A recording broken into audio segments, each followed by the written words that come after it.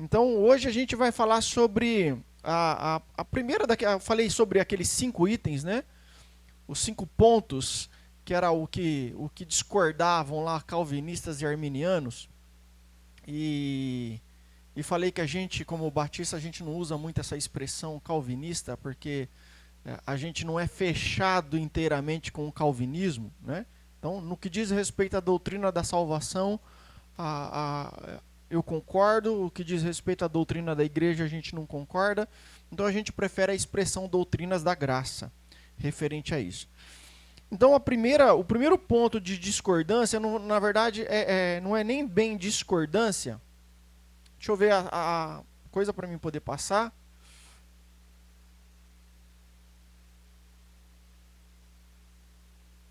É essa questão da depravação total. Que, na verdade, entre um grupo e outro não há discordância sobre isso. Todos eles entendem que o homem é depravado por natureza, né? Que ele já nasce com o pecado original. O que eles discordam é a abrangência dessa depravação, até onde ela alcança, tá? Então, as doutrinas da graça, elas sustentam que, em decorrência da queda, o homem tornou-se completamente incapaz espiritualmente. Então, ele não pode, por si mesmo, fazer nada para alterar o seu estado de pecado. A corrupção original afetou de tal maneira toda a natureza humana que ela afetou o seu espírito, a sua mente, a sua vontade, os seus sentimentos, o seu próprio corpo, inabilitando ele, deixando ele incapaz de qualquer coisa que seja espiritualmente agradável a Deus. Tá? Então, ao contrário dos que defendem lá a questão do livre-arbítrio, afirmando que o homem natural tem em si mesmo a capacidade para responder positivamente ao Evangelho, escolher seguir a Jesus Cristo, eu entendo que o homem está cego. O homem, digo o homem natural, né? O homem antes de Jesus, o homem está cego para as realidades espirituais, se tornou escravo do pecado e se encontra espiritualmente morto. Tá? Então, é essa a questão do conflito, ou do debate, ou da não concordância. Qual que é a condição real desse homem antes de Jesus Cristo, o que a gente chama de homem natural, né? Qual que é a condição dele? Ele está afastado de Deus, mas até que ponto isso se dá? Tá? Lembrando os irmãos que a gente está em estudo. Se você quiser interromper e perguntar, pode fazê-lo a qualquer momento, tá bom? Então, retomando de onde eu parei semana passada, Deus havia advertido. Não estou conseguindo. Vocês precisam deixar para passar isso aí depois, senão vou me atrapalhar aqui. Deus havia advertido o homem, e o Senhor Deus ordenou ao homem: de toda árvore do jardim você pode comer livremente, mas da árvore do conhecimento do bem e do mal você não deve comer, porque no dia em que dela comer você certamente morrerá. Então, primeira ordem, primeiro mandamento de Deus ao homem foi esse, né? E assim aconteceu. Adão e Eva comeram do fruto da árvore que não deveriam comer, e naquele dia morreram espiritualmente. Então a gente viu semana passada, não foi morte física, e eles não caíram fulminados depois da mordida no fruto, foi morte espiritual. Eles criados à imagem de Deus e à sua semelhança, antes de comerem, antes de desobedecerem, gozavam da comunhão direta com o Criador, e depois da queda eles perderam isso. Tá? Foram separados de Deus, que é a fonte espiritual, é de onde provém a vida. Foram expulsos do paraíso, não podiam mais comer da árvore da vida, deixaram de ter acesso às coisas que lhe davam vida. A comunhão com Deus, de onde vinha a vida, o fruto da árvore que mantinha a vida. Então, a morte espiritual, como resultado da queda, não se limitou aos nossos primeiros pais, a Adão e Eva, né? A queda produziu neles uma natureza pecaminosa, depravada, por isso chamamos de depravação total, e hereditária, ou seja, passa para os outros, passa para os filhos, passa para os descendentes. Então, quando o salmista diz lá: em pecado me concebeu minha mãe, ele salienta exatamente essa verdade, de que ao gerá-lo, ele já nasceu em pecado. Ele já nasceu com a natureza pecaminosa. Então, porque os nossos primeiros pais pecaram, nós somos agora concebidos, nós somos gerados, nós herdamos deles essa natureza.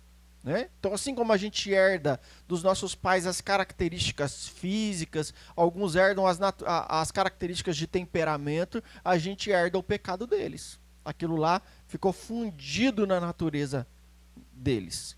E aí, quando eles têm filho, passa também para os seus filhos. É por isso que, para Jesus nascer, precisa mudar o caminho. Correto? Porque se ele nasce simplesmente de um homem, de uma mulher, ele nasce também com a natureza pecaminosa. E aí, então, quem tem que conceber Jesus Cristo é o Espírito Santo, para que ele não nasça com essa natureza, porque senão ele não pode fazer nada por nós, ele teria o mesmo problema que a gente, tá? O mesmo problema da natureza pecaminosa.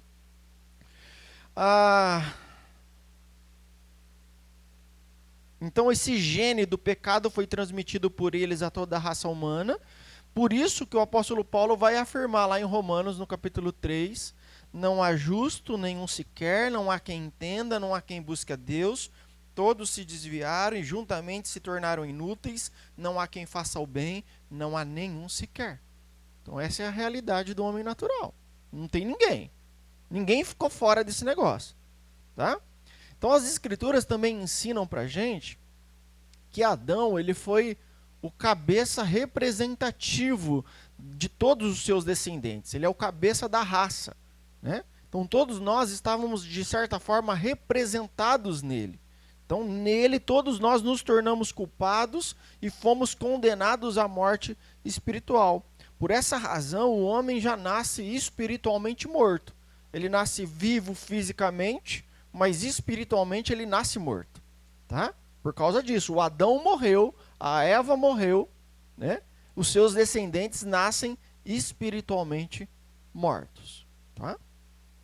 Portanto, o nosso problema não é o pecado que nós praticamos. Não é quando a gente mente, não é quando a gente rouba, não é quando a gente faz esse tipo de pecado. O nosso problema é o pecado que nós herdamos. O nosso problema é o pecado original. O nosso problema é a nossa natureza. A nossa natureza é corrompida. Tá? Então, o nosso pecado é apenas a consequência da nossa natureza. Aquilo que a gente produz de errado, aquilo que desagrada a Deus é a consequência direta dessa nossa natureza pecaminosa. O apóstolo Paulo explica isso em Romanos também, capítulo 5, quando ele diz: portanto, assim como por um só ser humano entrou o pecado no mundo e pelo pecado veio a morte, assim também a morte passou a toda a humanidade, porque todos pecaram. Então, está falando aqui desse representante, o Adão, né? Do qual a gente é descendente. Então, o que aconteceu com ele é a mesma coisa que aconteceu com a gente. Ele recebeu a natureza pecaminosa, nós também recebemos. E é importante que você saiba, por que eu preciso receber isso? Por que é dessa maneira? Ué, Deus criou as coisas de tal forma, porque da mesma maneira que o Adão é o representante, o Jesus também é. Né? E para a gente receber os benefícios dele, só podemos receber por causa disso, pela mesma representação. Tá? Então a gente recebe o pecado de Adão e a gente recebe a bênção do segundo Adão, que é Jesus. Tá? Então, primeiro a gente herda o pecado original, depois, porque nós somos pecadores por natureza, é que nós pecamos.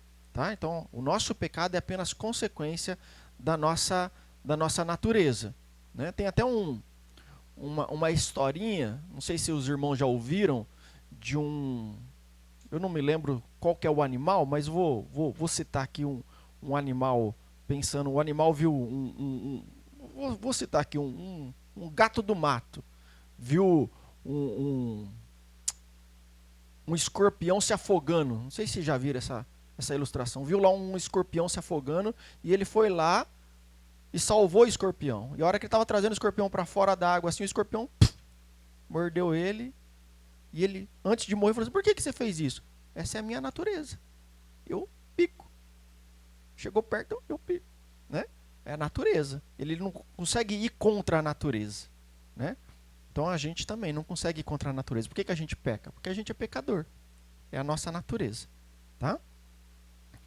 Então, o que eu quero focar nessa manhã é porque as escrituras, ou o que as escrituras querem dizer quando afirmam que o homem está espiritualmente morto. Significa que assim como aquele que se encontra fisicamente morto, o homem está espiritualmente incapaz, inabilitado, escravizado, cego, não podendo responder por si próprio ao Evangelho. É isso que significa espiritualmente morto. Em Efésios 2:1, quando Paulo afirma que o homem está morto em suas transgressões e pecados, ele na sequência explica isso dizendo: nos quais vocês andaram no outro tempo, está falando antes de receber Jesus Cristo, segundo o curso desse mundo, segundo o príncipe da potestade do ar, do espírito que agora atua nos filhos da desobediência. Entre eles também nós todos andamos no passado, segundo as inclinações da nossa carne, fazendo a vontade da carne e dos pensamentos, e éramos por natureza filhos da ira, como também os demais.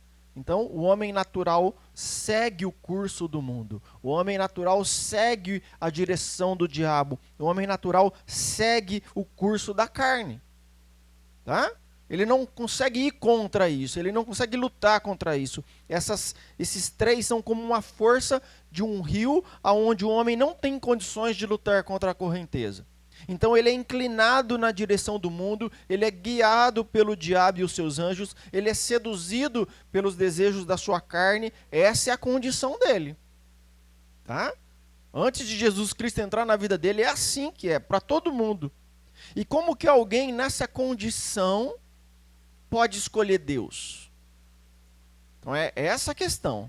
Tá? É esse o conflito entre aquelas duas posições. Aqueles dois grupos. Como que uma pessoa que está espiritualmente morta, que ela é guiada pelo diabo, que ela é inclinada pela sua carne, que ela é guiada pelo mundo, como que essa pessoa pode se voltar para Deus? Pode querer Deus. Pode escolher qualquer coisa boa espiritualmente. Pode um escravo dizer, hoje eu não vou trabalhar, eu vou descansar, eu vou pegar uma praia? Não pode. Né? Querendo ou não, o senhor dele vai, você vai trabalhar. Nem que se for para morrer trabalhando. Ele é escravo. Ele não tem vontade própria. Né? Então, a vontade dele é subjugada pelo seu Senhor. Jesus vai dizer lá em João, Evangelho de João, capítulo 8.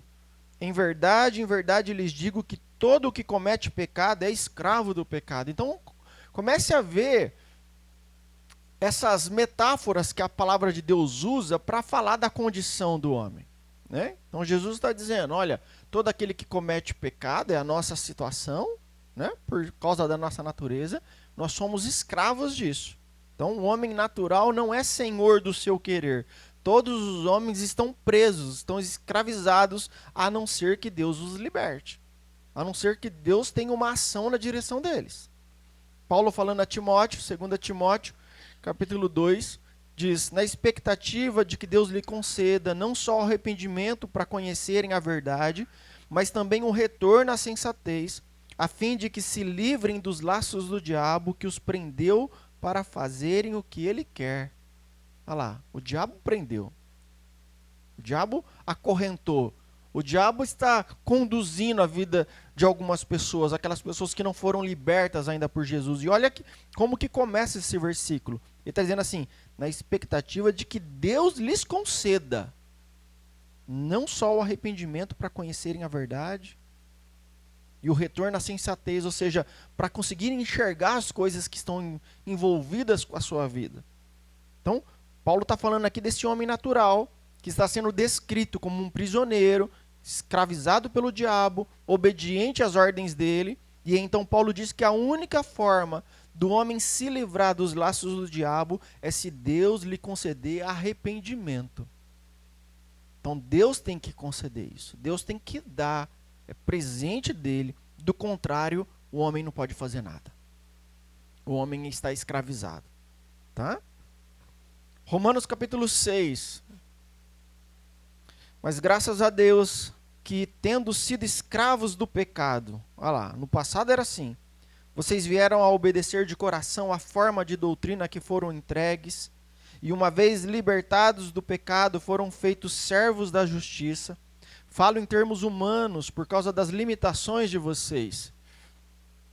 Assim como ofereceram seus membros para que fossem escravos da impureza e da maldade que leva à maldade, Assim ofereçam agora os seus membros para que sejam servos da justiça, para a santificação.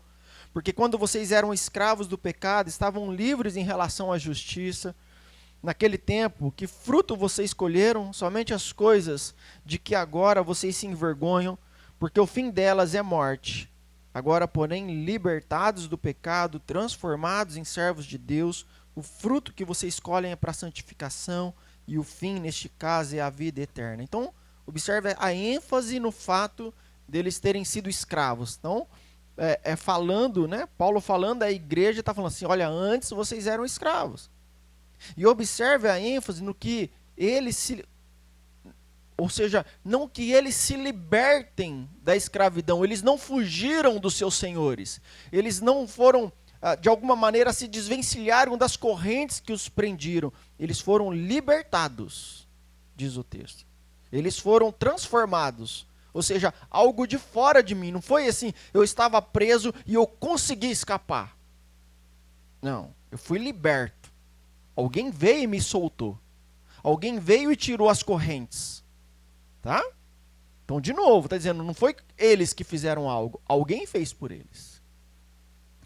Então, no estado de pecado, o homem está cego para as realidades espirituais. Ele está surdo para a voz de Jesus Cristo. A sua mente encontra-se espiritualmente incapacitada. Ele está impossibilitado de compreender as verdades espirituais, da mesma forma que os sentidos de um morto não podem mais responder aos estímulos, assim acontece com quem está morto espiritualmente. Ele não enxerga as verdades espirituais, ele não ouve a palavra da verdade, ele não sente fome dos alimentos espirituais, ele não responde aos estímulos do evangelho, tá?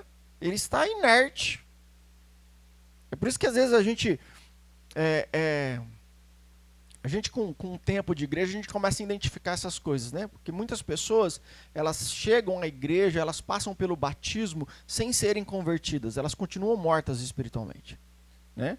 Mas ela encontrou um grupo que ela gosta de estar com aquele grupo, jovem ou idosos, que assim tanto faz, né? Ela gosta de estar com aquele grupo, ela gosta de estar na igreja, ela gosta das músicas da igreja, e ela fala assim, eu quero fazer parte desse negócio. O que tem que fazer? Você faz a classe aqui, fala que se arrependeu, passa pelo batismo e ela se torna membro. E aí sabe o que eu percebo? Que aquela pessoa entra ano e sai ano, ela não está nem aí para ler a Bíblia, ela não está nem aí para orar, ela não está nem aí para vir na igreja, ela vem de vez em quando só para falar assim que eu estou vindo, ela está morta. Está percebendo? Não houve vida espiritual, não houve conversão, não houve transformação, ela continua tal como antes. A única coisa que mudou é que no domingo à noite, antes ela ia para o shopping e agora ela vem para a igreja. Mudou o lugar, mudou o convívio social dela. O resto continua a mesma coisa. Então ela, não, eu não tenho tempo de ler. Eu não tenho tempo de ler a Bíblia. Eu não tenho tempo de orar. Eu não sente necessidade disso, porque não sente mesmo. Está morta espiritualmente. Tá? Então, que tipo de cooperação o morto pode oferecer para a sua própria salvação? Como que ele pode arrepender-se dos seus pecados? Como que ele pode crer se ele nada ouve, se ele nada vê? Por que as pessoas ouvem o evangelho e não a compreendem? Porque eu tive essa experiência na minha conversão. Porque um pouco antes de eu me converter, algumas pessoas...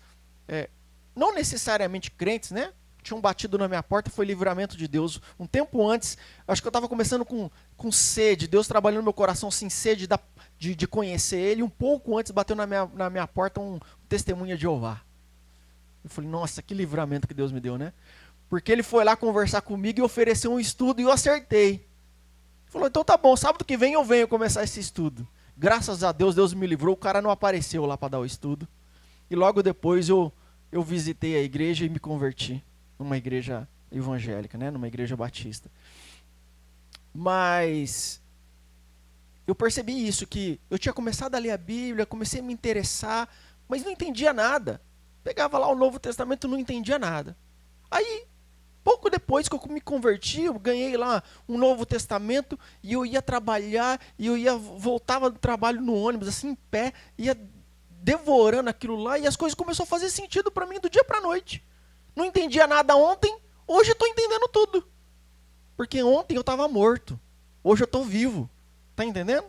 Essa é a operação do Espírito. É o milagre que Deus faz. Salvação na nossa vida é milagre. Não é você entende uma coisa e está aprendendo a respeito de uma coisa. Tem gente que entende tudo sobre o cristianismo. Tudo. Ele estuda, ele é pesquisador. Tem gente que é pesquisador da Bíblia e não é crente. Né? Porque salvação tem a ver com milagre. O milagre que Deus opera na nossa vida. Senão a gente está morto espiritualmente. Então, por que o evangelho está encoberto para o homem natural? O apóstolo Paulo responde, 2 Coríntios 4,4, o Deus desse mundo cegou o entendimento dos descrentes, para que não lhes resplandeça a luz do evangelho da glória de Cristo, o qual é a imagem de Deus. Ele está cego. Né? Então o Deus desse mundo, o diabo, cegou. Ele continua dizendo no capítulo 2, ora, a pessoa natural não aceita as coisas do Espírito de Deus porque eles são loucura. E ela não pode entendê-las porque elas se discernem espiritualmente. Eu só consigo entender coisas espirituais se eu tenho vida espiritual. Se eu estou morto, eu não entendo. Se eu estou morto, as coisas espirituais para mim não faz sentido algum. Eu preciso primeiro estar vivo espiritualmente para mim conseguir entendê-las. Jesus diz assim para os fariseus, por que vocês não compreendem a minha linguagem? É porque vocês são incapazes de ouvir a minha palavra. Ele estava dizendo para a gente religiosa, vocês estão mortos. Ele estava dizendo para os fariseus, vocês estão mortos espiritualmente, vocês são religiosos. Né? Por isso que ele disse para o Nicodemos, Nicodemos, você é mestre da lei, mas você precisa nascer de novo. Se você não nascer de novo, não tem o que fazer. Tá? Então, a gente tem que diferenciar salvação, vida espiritual com Deus, de religiosidade. Tem um monte de gente religiosa. Ela segue práticas religiosas. Não necessariamente está viva espiritualmente. Tá? Porque o homem natural não pode ouvir a voz de Cristo. Ele está surdo, ele está cego, porque ele está morto espiritualmente.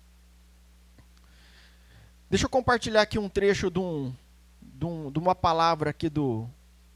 O pastor J.C. Ryle foi o primeiro bispo da igreja da Inglaterra e ele resume muito bem isso. Ele fala assim, ó, quando o homem tem um coração frio e desinteressado pela religião, quando as suas mãos jamais se empregam na obra de Deus, quando os seus pés desconhecem os caminhos de Deus, quando a sua língua quase nunca é usada para o louvor ou para a oração, quando os seus ouvidos são surdos à voz de Cristo no Evangelho e seus olhos cegos à beleza do reino dos céus, quando a sua mente está repleta das coisas do mundo e não há lugar para coisas espirituais, quando encontramos essas marcas no homem, a palavra que o descreve é morto. Isso explica porque o pecado não é sentido, os sermões não são cridos, os bons conselhos não são seguidos, o evangelho não é abraçado, o mundo não é abandonado, a cruz não é tomada, a vontade própria não é mortificada, maus hábitos não são deixados, a Bíblia raramente é lida e os joelhos jamais se dobram em oração. Por que vemos isso por todos os lados? A resposta é simples, os homens estão mortos. Então, quando não tem nada na direção de coisas espirituais, nada na direção de Deus, é porque a pessoa está morta espiritualmente. E essa é a realidade das pessoas. Fora da igreja, infelizmente algumas mesmo dentro da igreja. Tá? Então é porque o homem encontra-se morto espiritualmente que as escrituras descrevem a conversão como a regeneração. O que é regeneração? Regeneração é quando Deus pega a nossa alma morta e dá vida. Ele regenera. Né? Não é esse o sentido de regeneração? O que é a regeneração do nosso corpo? Está lá, morto, uma parte do corpo morto. E aí ele é regenerada.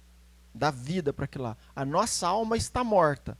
Então, para que aconteça a salvação, o que Deus faz? Ele regenera a alma. Ele dá vida. Ou, usando uma linguagem lá do Antigo Testamento dos profetas, a promessa, ele tira o coração de pedra e coloca o coração de carne. É a mesma ideia. Ele regenera. Aonde está morto, agora ele dá vida. Uma outra expressão usada para conversão, novo nascimento, que eu já falei, vivificação, até ressurreição é usada como expressão desse processo de Deus de transformar uma alma morta em uma alma vida.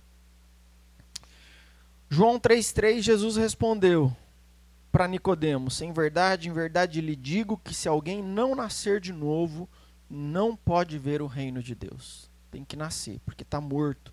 Então tem que renascer, né? João 5,21, pois assim como o Pai ressuscita e vivifica os mortos, assim também o Filho vivifica aqueles a quem quer. Ele começa a usar a metáfora no sentido físico, assim como o Pai ressuscita e vivifica os mortos, ele está falando o Filho também faz isso a quem ele quer. Agora ele já está falando nessa questão espiritual.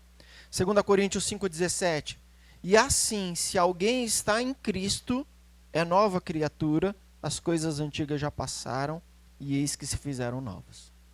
Então só quem está em Cristo, só quem Cristo tocou, só quem Cristo regenerou, vivificou, é que agora é uma nova criatura, nasceu de novo, tá? Só que o homem natural está morto, espiritualmente morto. A metáfora que Paulo gosta bastante de usar não é o pior. Pode piorar, né? A sua condição é mais séria. Porque, como morto, ela apenas descreve essa nossa situação de passividade, da gente não buscar a Deus, da gente não se interessar por Deus, da gente não ter desejo pelas coisas espirituais. Mas esse estado morto, inativo, é em relação às coisas espirituais, às coisas boas, a relacionamento com Deus.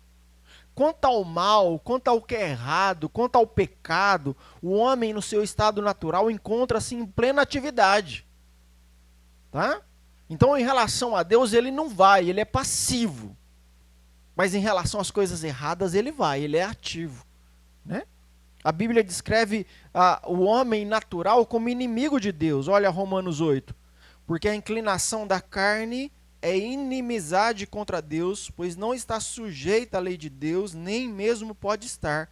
Portanto, os que estão na carne não podem agradar a Deus. Então, o homem natural, ele é um militante. Ele não é passivo, tá? Ele é passivo espiritualmente, ele é passivo no sentido de que ele não vai a Deus, mas ele é um militante, ele é um ativo na prática do mal, ele é ativo na oposição dele a Deus. Tá? Colossenses 1:21. E vocês que no passado eram estranhos e inimigos no entendimento pelas obras más que praticavam. Tá vendo? Falando para a igreja da situação deles antes de conhecerem a Jesus Cristo, que eles eram inimigos, eram estranhos. Um outro texto aqui de Romanos 1.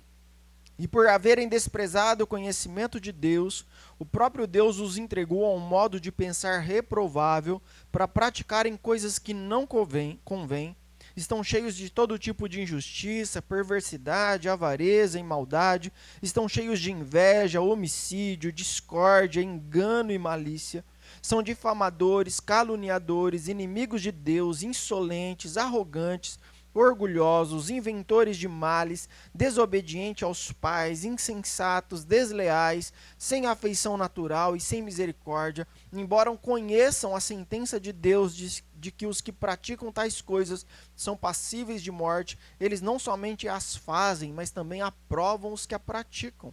Então, para a prática da espiritualidade, o homem natural está completamente morto, mas para o mal, ele está bastante vivo.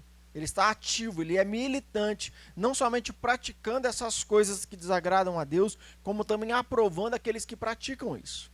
Tá? Então, essas duas realidades, essas duas metáforas que a Bíblia usa para descrever. De um lado eu estou morto, eu não busco a Deus. De outro lado eu sou militante, eu busco fazer as coisas que desagradam a Deus.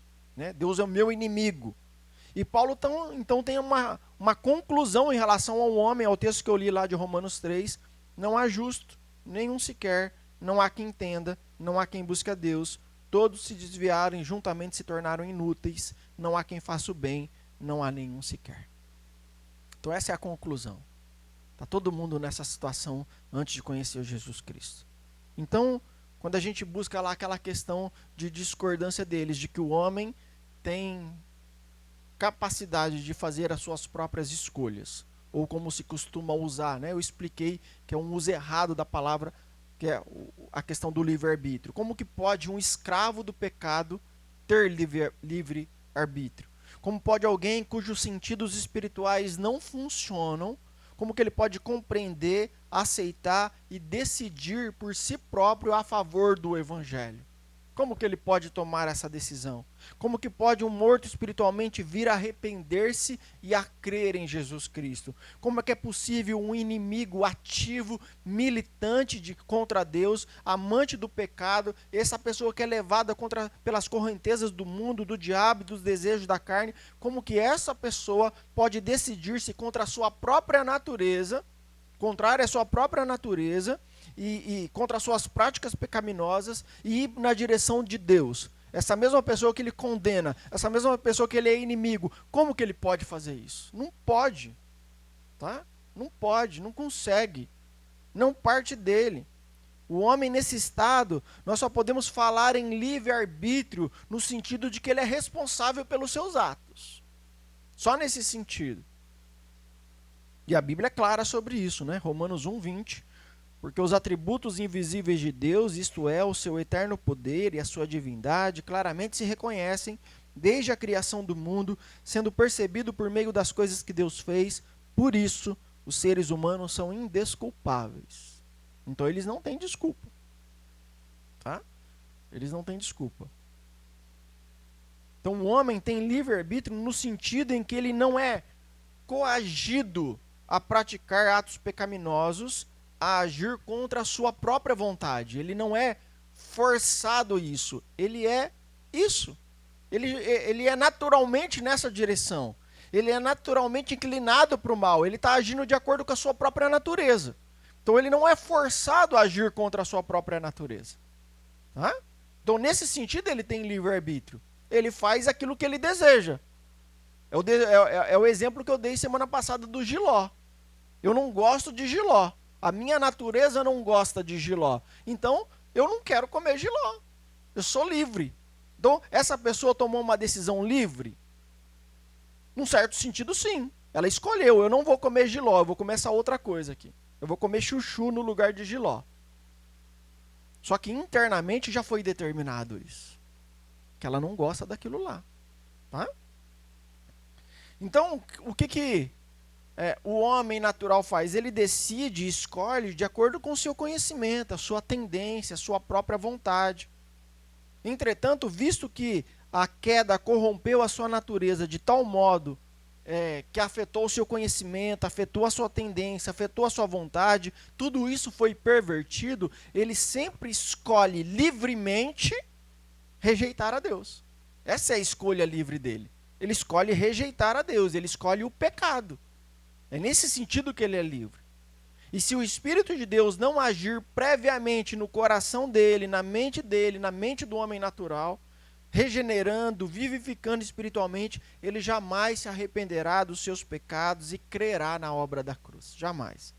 Só uma ação prévia do Espírito Santo na vontade humana é que pode habilitá-la a decidir-se favoravelmente a Deus, a esse Deus que antes ele odiava, né? E só assim ele é capaz de agir ou ir na direção contrária do pecado que até antes ele amava. Tá? Então, somente nessas condições.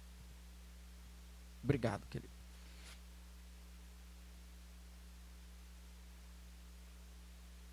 Então, embora os dois grupos concordam a respeito da depravação total, eu disse semana passada que para o arminianismo a queda não é queda. É apenas um tombo. Né? A pessoa escorregou. Né? O homem não está morto, ele está apenas doente, ele está apenas debilitado. E eu vejo essa concepção não apenas como antibíblica, como eu vejo também como prejudicial. Porque se você amenizar essa doutrina da queda, essa questão da depravação total, se você amenizar essa doutrina, o efeito lógico disso, a consequência lógica disso, se dará em você amenizar o efeito das outras doutrinas também. Tá? Então, por exemplo, se você esvaziar o efeito da queda, automaticamente você esvazia o sentido, a profundidade do que Jesus fez na cruz por você. Está entendendo? Porque se alguém está morto e a gente fala assim, essa pessoa só se converteu porque Jesus deu vida, Jesus ressuscitou, é uma coisa, tem um sentido. Outra é assim, ela machucou e Jesus foi lá e passou um mentiolate. Tem outro sentido. Então, para mim, esvazia. Aquilo que Jesus fez na cruz vira bobeira. Vira uma coisa paliativa. Agora, se eu estava morto, se eu estava completamente perdido, se eu era inimigo de Deus, e essa situação mudou, aí sim, esse negócio que Jesus fez na cruz foi profundo mesmo. Ele mudou a minha natureza humana. Tá? Então, percebe que, eu falei semana passada, não é apenas uma questão de perspectiva. Para mim, traz consequências enormes para a maneira como a gente enxerga o Evangelho, como a gente enxerga a obra de Jesus na cruz. Porque alguns falam assim, não, essa ideia é apenas a maneira como você olha. Para mim, não é apenas a maneira como você olha. Tem profundas implicações para esse assunto. Então, eu quis tratar desse assunto porque se nós conhecermos a seriedade da nossa doença, isso nos tornará ainda mais admirados com a grandeza do nosso médico. Se a gente entender da situação que ele tirou a gente vai ficar muito mais agradecidos a ele por ter nos libertado. Então, conhecer a extensão da nossa rebelião inata nos deixará comovidos e maravilhados diante da graça, diante da paciência, diante do amor de Deus por nós. Entender do contexto em que Deus nos tirou nos deixará ainda mais gratos pela salvação que Ele nos concedeu. Amém, meus irmãos? Alguém tem alguma dúvida? Vocês têm 10 minutos para tirar dúvida, para acrescentar, para compartilhar, para falar, pastor, não estou concordando com nada disso. Fique à vontade.